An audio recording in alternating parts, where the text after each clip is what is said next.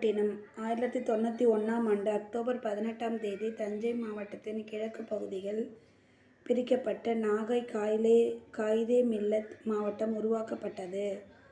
1997இல் முதல் இம்மாவட்டம் நாகப்பட்டினம் மாவட்டம் என்று அழைக்கப்படுகிறது. நாகப்பட்டினம் மாவட்டம் தமிழ்நாட்டின் சமூக நல்லிணக்க பூமி என்று அழைக்கப்படுகிறது.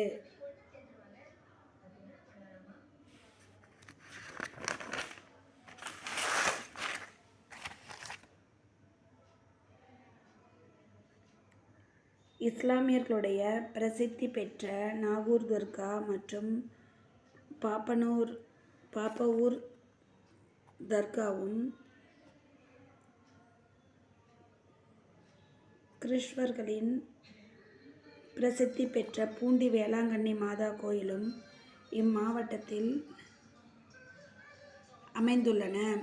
2004ஆம் ஆண்டு இந்திய பெருங்கடல் ஆழிப்பேரலையினால் மிகுந்த பாதிப்பிற்குள்ளான பகுதி நாகப்பட்டினம். வேதாரண்யம் உப்பு சத்தியாகிரகம் நடைபெற்ற மாவட்டம். சோழ பேரரசின் தலைநகராக விளங்கிய பூம்புகார் காவிரி பூம்பட்டினம் எனவும் அழைக்கப்படுகிறது. இங்குதான் காவிரி வங்கக்கடலில் கலக்கிறது.